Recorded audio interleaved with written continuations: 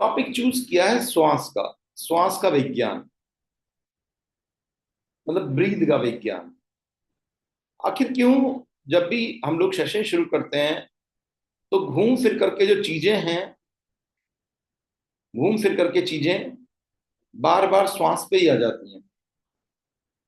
तो आखिर बार बार श्वास पे क्यों आ जाती हैं? आप लोगों को भी लगता होगा कि जब भी सेशन चलता है, सेशन के बीच में, सेशन के एंड में, और अक्सर सबसे ज्यादा जो चर्चा होती है वो श्वास की क्यों होती है, जबकि हम तो ध्यान के बारे में चर्चा करने के लिए बैठे हुए हैं।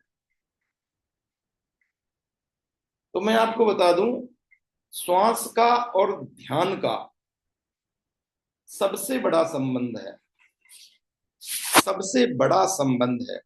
जो श्वास को समझ गया वो ध्यान को समझ जाएगा, और जो ध्यान को समझ गया वो अपने आप श्वास को समझ जाएगा। इनमें से किसी एक को समझ लीजिए आप सिर्फ, दूसरा अपने आप ही आपकी झोली में आ गिरेगा, दूसरा अपने आप ही समझ जाएगा। जैसे मैंने पिछले सेशन में भी एक चर्चा की थी कि अगर आपको शांत होना है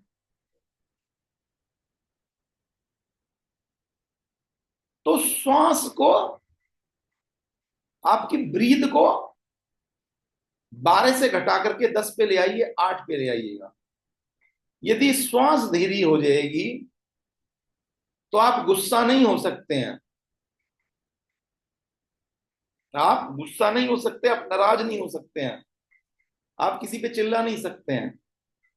चिल्लाने के लिए, गुस्सा करने के लिए, नाराज होने के लिए आपको अपनी सांस को तेज करना पड़ेगा। उससे पहले ये काम नहीं हो सकता है। यदि आप में से किसी को भी लगता है मुझे बहुत गुस्सा आता है, सुनिएगा गौर से, या जिसकी सांस तेज चलेगी उससे गुस्सा ज्यादा आएगा, तो सिर्फ क्या करें, किसी एक चीज के ऊपर ध्यान देना। जब भी गुस्सा आए श्वास पे ध्यान देना शुरू कर दें, आपको पता चलेगा कुछ ही पल में कि वो गुस्सा जो है वो खत्म हो गया ऑलमोस्ट, क्योंकि दोनों का लिंक है। वही लिंक ध्यान के साथ है। क्या लिंक है? जन्म से लेकर के और मृत्यु तक यदि कोई भी ऐसी चीज है जो आपके साथ रही है तो वो सिर्फ श्वास है। जन्म से लेकर के मृत्यु तक अगर कोई भी ऐसी चीज है जो हमेशा आपके साथ रही है तो वो क्या है? वो श्वास है। इसलिए मैं इसकी चर्चा बार बार करता हूं। अब हम इसके बारे में थोड़ी सी डीप चर्चा करेंगे, थोड़ी सी डीप चर्चा करेंगे आज उसके बारे में।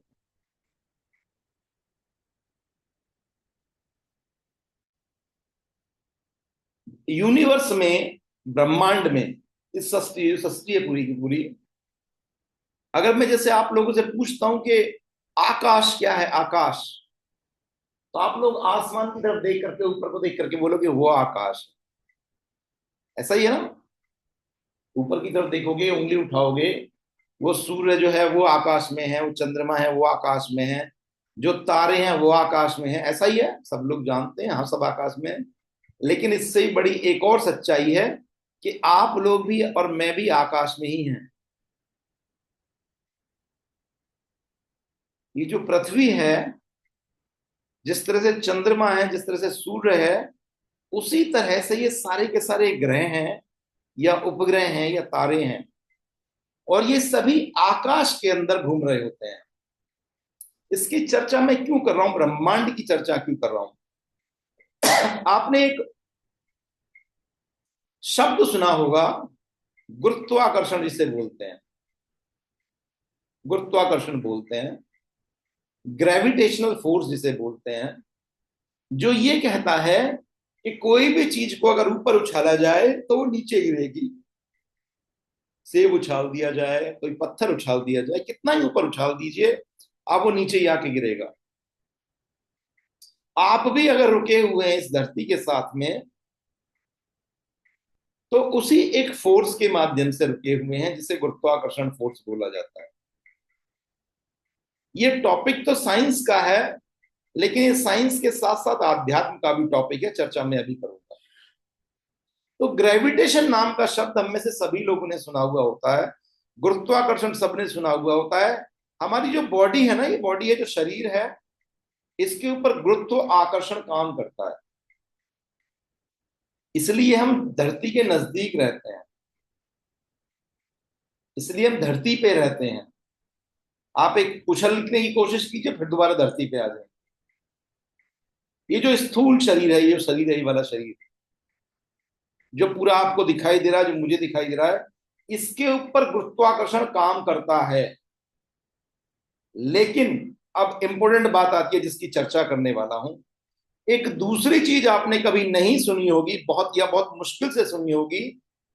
गुरुत्वाकर्षण का विपरीत है, जिसका नाम है लेविटेशन। एक है ग्रेविटेशन और एक है लेविटेशन। जैसे ये ग्रेविटेशन काम करता है हमारे शरीर के ऊपर, उसी तरह से एक और ऊर्जा, उसी तरह से एक और फोर्स काम करती है जिसका नाम है लेविटेशन। लेकिन वो आपके शरीर पे काम नहीं करती, वो आपके सूक्ष्म शरीर के ऊपर काम करती है।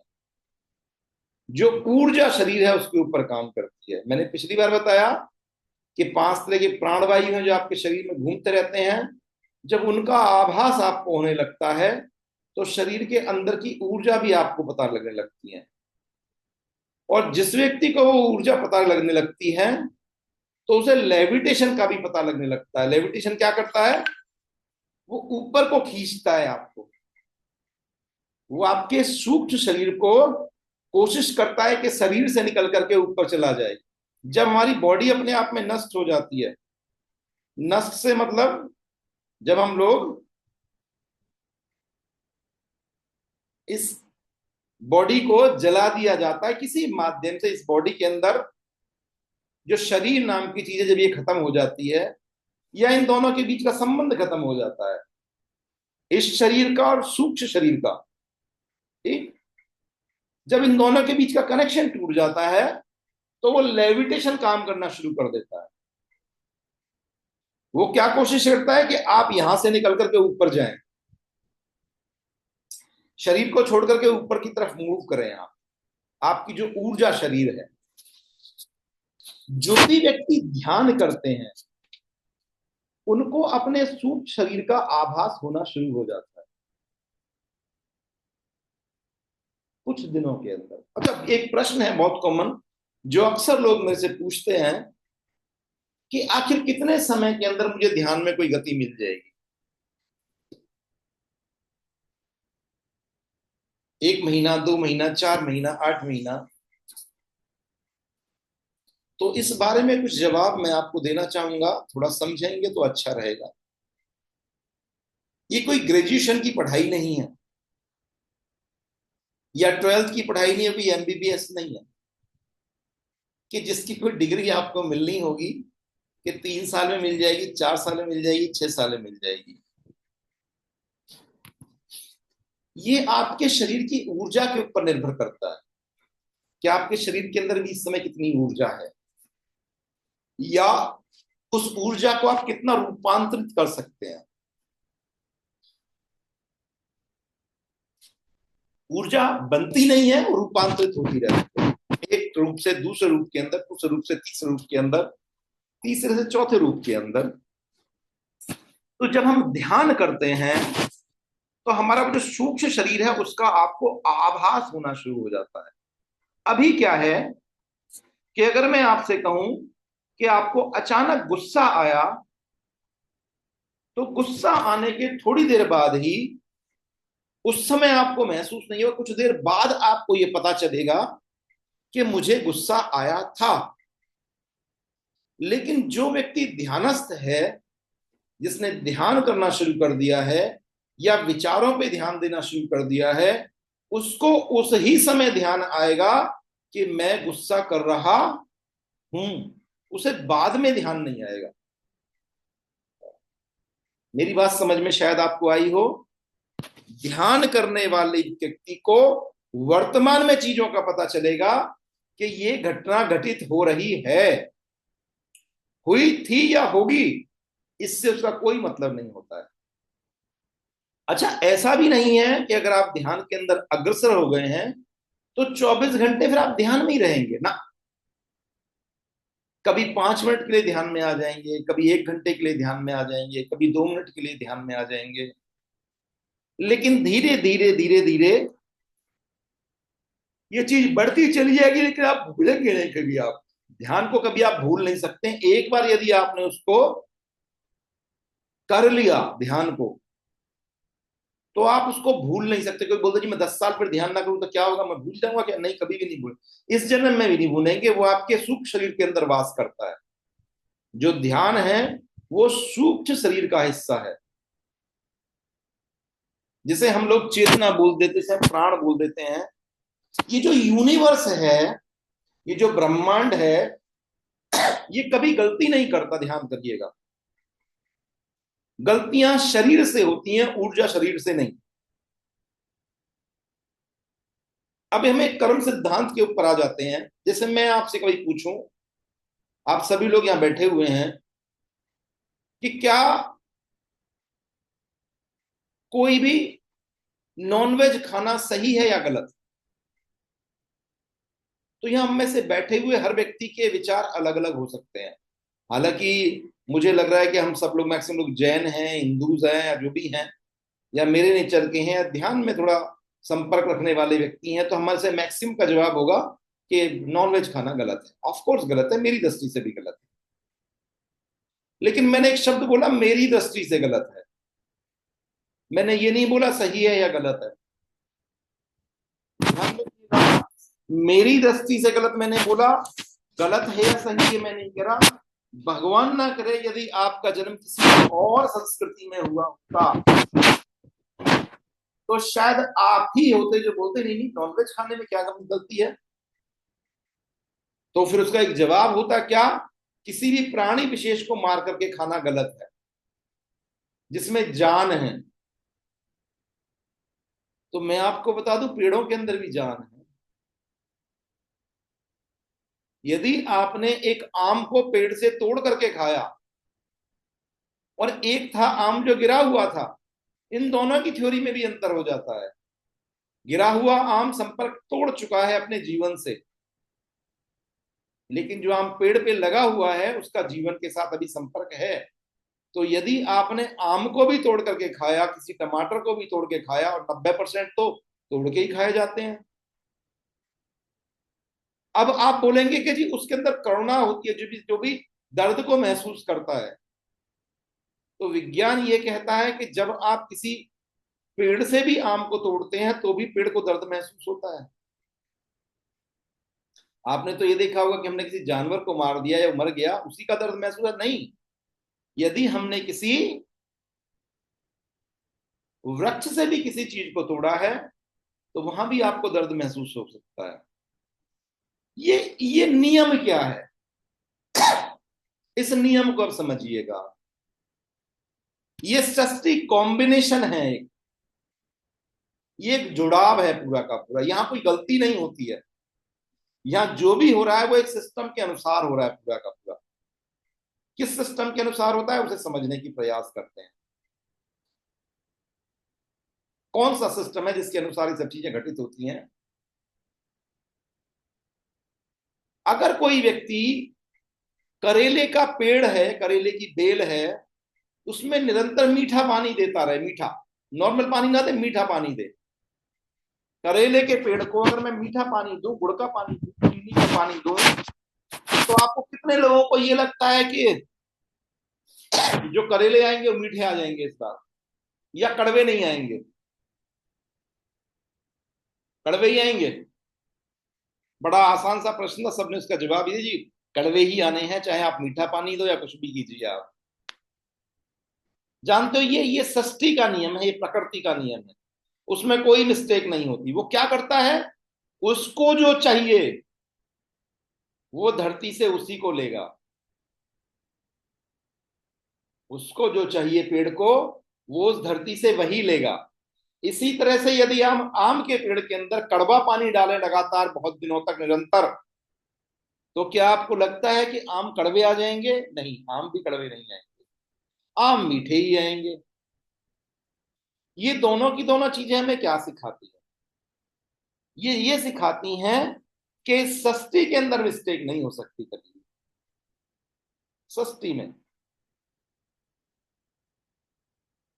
हम आदमी को सबसे बड़ा बुद्धिजीवी मानते हैं, षष्ठी के ऊपर सबसे बड़ा बुद्धिजीवी है आदमी, ऐसा मानते हैं। लेकिन मैं इसका बिल्कुल उल्टा मानता हूं कि आदमी के अंदर सबसे कम बुद्धि विकसित है जब हम यूनिवर्स की और सृष्टि की बात करते हैं। कैसे, इसको बता भी देता हूं आपको। आदमियों के अलावा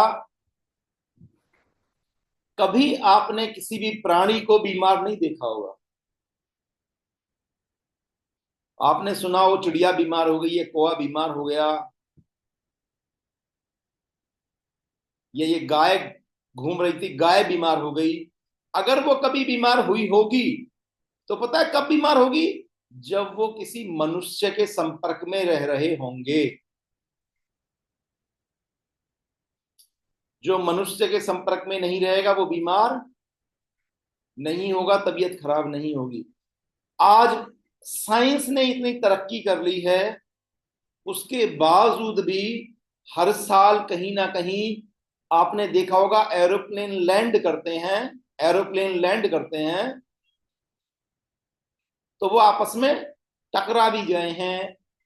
जमीन पे आने पे कभी कभी आग भी लग जाती है, कभी कभी इतने सारे यंत्र होने के बावजूद भी एक्सीडेंट्स हो जाते हैं, इंजन फेलियर हो जाता है, प्रॉपर जगह पे लैंड नहीं कर पाता, इतनी समस्याएं होती हैं। लेकिन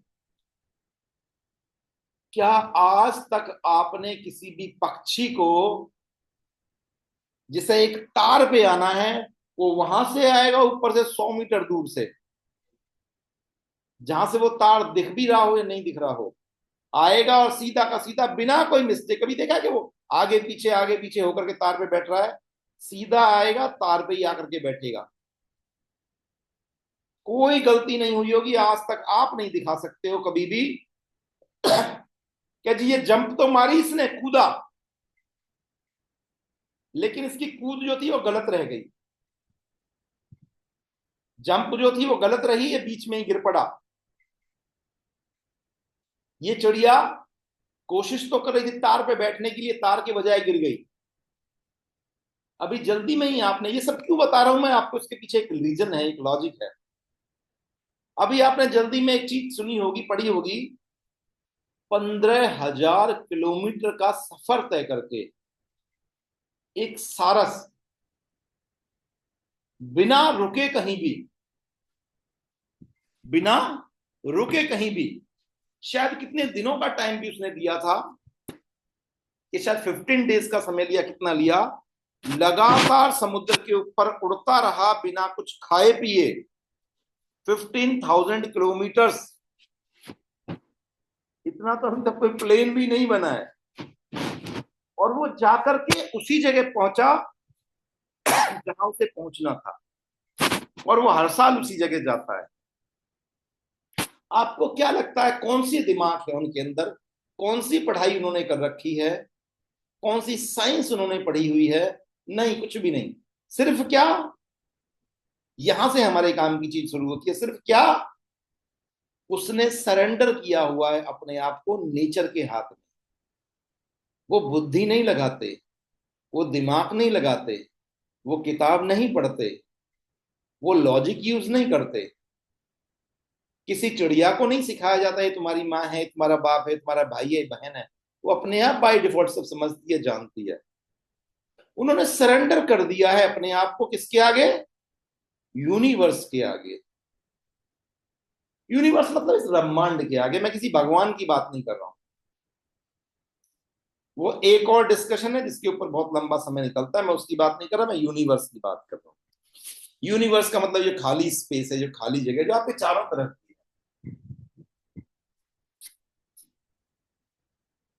हम लोग एक कंफ्यूजन में जीते हैं एक्चुअली, बहुत बड़े कंफ्यूजन में जीते हैं। और वो कंफ्यूजन क्या है? आपने कभी घड़ा खरीदा होगा, घड़ा, राइट? तो आप उसके ऊपर मिट्टी देखते हो, कलर देखते हो, टोंटी देखते हो, लेकिन आपको पता है घड़े के अंदर जो असली कीमत है वो कौन सी जगह की है, किस चीज की है? उस मिट्टी की कीमत है क्या? फिर किसकी है? जिसने ये गर्दन हिलाई है अभी माया जी ने कि नहीं घड़े की कीमत नहीं है, अरे उस मिट्टी की कीमत है जो आप पैसे दे करके आए हो। उस मिट्टी की तो कीमत है, उसी को उसने पकड़ा है, उसी को पकाया है, उसी पे पेंटिंग की है, ड्राइंग की हुई है, सब उसी से किया हुआ है। जब आपने 100 रुपए का घड़ा खरीदा तो एक्चुअली आपने क्या खरीदा है? क्या आपको जानकारी है आपने क्या खरीदा है? या आपने एक कार खरीदी है 15 लाख रुपए की, तो आपने क्या खरीदा है? या आपने एक या आपने एक घर खरीदा है, तो उसमें क्या खरीदा है? देखिए सुमन जी ने जवाब लिख करके भेजा है, अगर कोई सहमत हो तो इनकी बात से मुझे बताइएगा। इन्होंने लिख करके भेजा है कि जब हम घड़ा खरीदते हैं तो हम घड़े के अंदर की जो जगह होती है ना, एक्चुअली उसको खरीदते हैं। क्या ये सही बात हो सकती है, गलत हो सकती है? मैंने तो समझा था मिट्टी की कीमत होती होगी, पकाने की कीमत होती होगी, उस पेंटिंग की कीमत होती होगी। सच्चाई ये है कि घड़े के अंदर जो सबसे कीमती जगह है वो पता है क्या है? उस घड़े के अंदर की जगह। आपने वो जगह खरीदी है। आपने जो एक घर खरीदा है ना, तो ये चारों की चारों दीवारें नहीं खरीदी हैं, इसके बीच में जो स्पेस है, इसी को ब्रह्मांड कहते हैं, इसी को यूनिवर्स कहते हैं। इसी तरह से ये जो आपका शरीर है ना, इस शरीर के अंदर भी एक ब्रह्मांड बसता है, पूरा का पूरा अंदर स्पेस बसता है, उसे शरीर बोलते हैं। वही काम की चीज है। ये बाहर की जो चीज है, मिट्टी, जिसे घड़े के लिए मिट्टी बोलते हैं, इस कमरे के लिए दीवारें बोलते हैं, उसी तरह से इस शरीर के लिए ये जो ये है जो आपको दिख रहा है, ये घड़े की बाहर की बाउंड्री है। असली चीज क्या है? जो अंदर है। और ध्यान क्या करता है? आपको अंदर ले जाने में मदद करता है। पहले ही सेशन में मैंने आपको बताया था, अगर आप में से किसी ने नहीं सुना है तो सुन लीजिएगा। ध्यान का एकमात्र उद्देश्य है इस बाहर की सारी इंद्रियों को अंदर जाना। आप किसी भी तरह का कोई ध्यान नहीं कर पा रहे हैं किसी भी कारण से, गौर से सुनिएगा। आप समझ नहीं है ना, मेरी भाषा समझ आती, ना किसी और की भाषा समझ आती, ना आपको कोई वीडियो समझ आती, ना आपको कोई व्यक्ति समझ आता ये तो आप सिर्फ एक काम कर लें, और यदि आपने उस काम को भी कर लिया निरंतर, तो आपको ध्यान वहीं से मिल जाएगा। क्या? अपनी इंद्रियों को बंद कर दें सिर्फ। जो शरीर आपका बाहर देख रहा है, वो बाहर देखना बंद कर दे।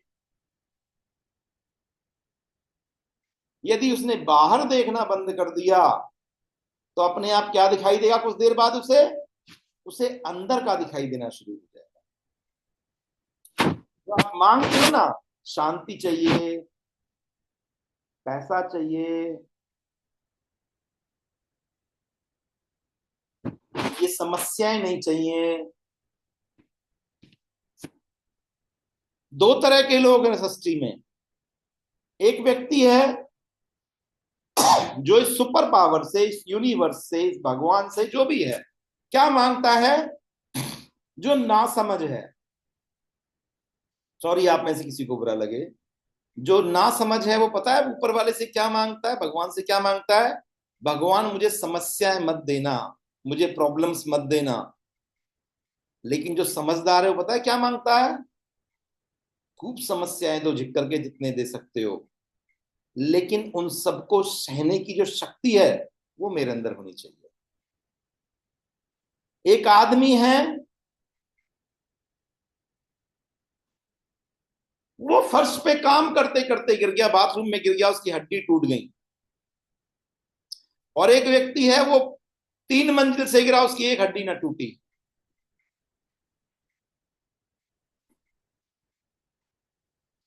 समस्याएं नहीं रोक सकते आप, लेकिन अपने आप को मजबूत कर सकते हो आप। इसी तरह से ध्यान के लिए मैं आपसे बोल रहा हूं कि नहीं हो रहा आपसे ध्यान, कोई बात नहीं। माया जी ने लिख करके बोला इंद्रियां बंद करनी, नहीं इंद्रियां ये वाली बंद नहीं हुई है आपकी, इंद्रियां चारों पांचों बंद करनी पड़ेंगी। आंख बंद कीजिए, आंख तो बंद कर ली आपने, लेकिन अभी कान चल रहे हैं, कान भी बंद कर लें, कान में कुछ घुसा दीजिए। फिर आप बोलोगे श्वास तो आ रही है अभी भी, तो मैंने आपको पहले ही बताया सिर्फ इस श्वास की परमिशन आपको है, लेकिन श्वास इंद्री से नहीं जाता है, इंद्री से जाती है गंध,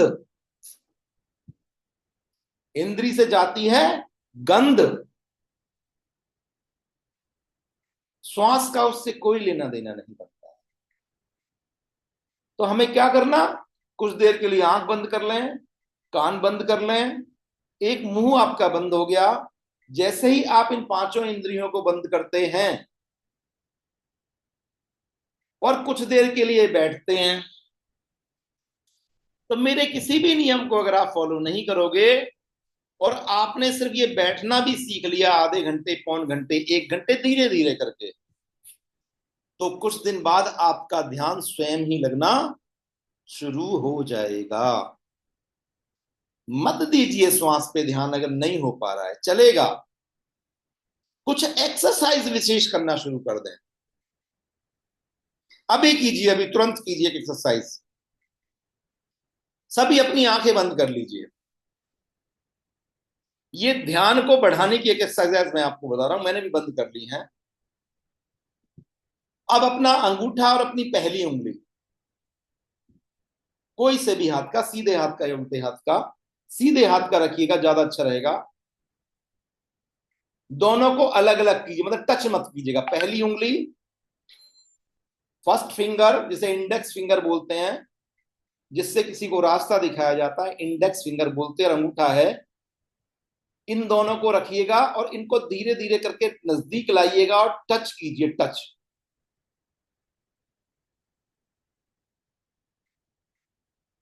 टच कीजिए, हटा लीजिए, जरा सा हटाना है, बहुत थोड़ा सा टच कीजिए, बहुत थोड़ा सा हटा दीजिए, बहुत थोड़ा सा टच कीजिए, बहुत थोड़ा सा हटा दीजिए, ज्यादा दूर नहीं ले जाना, टच करना है, हटाना है। लेकिन वो जो टच हो रहा है आपका,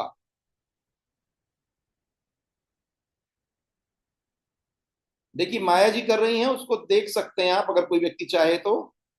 टच कर रहे हैं, मेरे वीडियो में प्रॉपरली दिखाई नहीं देगा क्योंकि मेरा कुछ दूसरा यूनिवर्स का वो लगा हुआ है। माया जी का आप देख सकते हैं, मैं इनको फुल स्क्रीन पे वो कर भी देता हूं, अगर आप देखेंगे तो आपको पूरा का पूरा दिख भी जाएगा।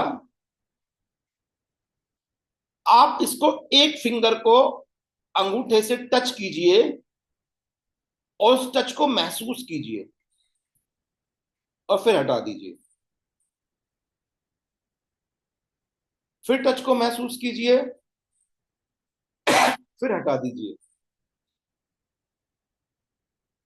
यदि आप 50-100 बार इस काम को भी कर लेंगे, अब इस एक्सरसाइज को बाद में कीजिएगा, यदि आप दिन में 50-100 बार इस काम को भी कर लेंगे तो भी आपका ध्यान तेजी से बढ़ेगा। अभी आप जहां भी बैठे हुए हैं, जैसे मैं एक प्लास्टिक की कुर्सी पे बैठा हुआ हूं, मैंने क्या किया, अपना हाथ लिया और मैंने उस कुर्सी पे रखा और उस कुर्सी के चुकनेपन को महसूस किया, क्योंकि वो प्लास्टिक की है। आप बेड पे बैठे हुए हैं, बेड पे कोई कपड़ा बिछा हुआ है, इस कपड़े के खुरदरेपन को महसूस करें, फिर हटा लें, फिर महसूस करें, फिर हटा लें। इससे क्या होगा, आपकी ये जो एक इंद्री है, कौन सी, त्वचा, ये भी एक इंद्री है आपकी। सबसे बड़ा सेंस यही है बॉडी का, ये जो टच है, टच। इससे आप अपनी इस वाली इंद्री को स्ट्रॉन्ग कर देंगे बहुत ज्यादा। आपने टच किया लेकिन आंख बंद थी आपकी, ध्यान रखिए, आपका पूरा का पूरा फोकस हो, जो चार इंद्रियां थी आपने उनको हटा दिया है, ध्यान रखिए। ना आंख काम कर रही है इस समय, ना कान काम कर रहा है, ना नाक काम कर रही है, ना मुंह काम कर रहा है। क्या कर रहा है, सिर्फ आपका टच काम कर रहा है। इससे बहुत तेजी से ध्यान में वृद्धि होगी आपकी, बहुत तेजी से। दूसरा काम, और तेजी से वृद्धि कैसे की जाए? कोई भी सुगंधित चीज आपके आसपास में है, उसको हाथ में ले लीजिए और 100% उसी को सूंघिए सिर्फ, कोई और स्मेल आपको ना आ जाए। मान लीजिए आपके पूजा घर के अंदर एक धूप बत्ती जली, तो वहां आसपास बैठ जाइए और सिर्फ एक गंध को लेने का कोशिश कीजिएगा, बाकी सबको भूल जाइए, बाकी किसी चीज से मतलब नहीं। मैंने बताया था ध्यान की अनगिनत 112 के आसपास उसमें प्रमुख हैं। ऐसे ही जिह्वा का हो सकता है, कोई भी खाने की चीज लीजिए, हल्का सा नमक लीजिए और जीभ के आगे वाले हिस्से पर टच कीजिए, और पूरा का पूरा अटेंशन सिर्फ उस नमकीन टेस्ट के ऊपर आपका जाना चाहिए। मेरी बात समझ पा रहे हैं क्या आप? हाथ उठा के एक बार जवाब दें, क्या मैं जो बोल रहा हूं आपसे समझ पा रहे हैं? यदि आपने दिन में कुछ देर ये वाली प्रैक्टिस भी कर ली, तो ध्यान में आपकी गति बहुत तेज हो जाएगी। ध्यान कोई मंजिल नहीं है, ये एक रास्ता है। आपको यहां से चलना है, अमेरिका पहुंचना है, ट्रेन से जाना है, बस से जाना है, फ्लाइट से जाना है, 10 घंटे लगेंगे, 20 घंटे लगेंगे, 40 घंटे लगेंगे, 10 दिन लगेंगे, 15 दिन लगेंगे, डिपेंडिंग अपॉन योर व्हीकल, किससे आप जा रहे हो। ये जो जर्नी है आपकी, इसका नाम ध्यान है। आप ये मत सोचिए मैं कहीं पहुंच जाऊंगी, पहुंचना कहीं नहीं है, इस जर्नी में ही रहना है पूरा का पूरा। इस जर्नी का ही हिस्सा है ये वाले जो मैंने बताए, इनको नोट का अक्सर हम भूल जाते हैं, या दोबारा सुन लीजिएगा इसे। अब ब्रह्मांड कभी मिस्टेक नहीं करता, उसने हम सभी लोगों को एग्जैक्टली सेम बना करके भेजा था, पैसे की दृष्टि से नहीं, आध्यात्म की दृष्टि से। कभी ऐसा हो सकता है क्या कि मैं एक बीज बोऊं मटर का और उसमें आम का पेड़ लग जाए? कभी आज तक कहीं सुना है आपने ब्रह्मांड ने गलती की हो, यूनिवर्स ने गलती की हो? कभी भी आपने देखा होगा जी वहां वहां ऐसा हुआ कि गलती हो गई, उसके ऊपर जो फूल था ना, वो फूल ही नहीं आया, उस फूल के बिना फैला गया। ब्रह्मांड कभी गलती नहीं करता, ना आपके साथ ना मेरे साथ। लेकिन हम लोगों ने अपने आप को अलग अलग चीजों में ट्रेंड कर लिया है, और किस वजह से कर लिया है? भाषा की वजह से कर लिया है। कुछ किताबें सुन करके, कुछ प्रवचन सुन करके, कुछ वीडियो देख करके हटा दिया है उस रास्ते से। गाय के साथ ये मिस्टेक क्यों नहीं हुई, पक्षियों के साथ क्यों नहीं हुई? कि उन्होंने कोई भाषा नहीं बनाई है, उन बेचारों की यूट्यूब नहीं बनी है अभी कोई, अभी उनकी कोई यूट्यूब नहीं बनी हुई है, इसलिए वो क्या है, उनका वो 24 घंटे ही ध्यान में रहते हैं। आपको पता है 24 hours they are in meditation, वो ध्यान में है, कभी गलती नहीं होती। तो यूनिवर्स ने आपके साथ भी कोई गलती नहीं की। हमें क्या करना है? गलती से तो गलत चीजें घुस गई हैं इंद्रियों के माध्यम से, उनको धीरे धीरे करके रिमूव करना है। एक 2 मिनट की एक कहानी सुनाता हूं और फिर मेरी बात समाप्त हो जाएगी, वो आप समझ जाओगे, वो स्टोरी आपके और मेरे लिए है।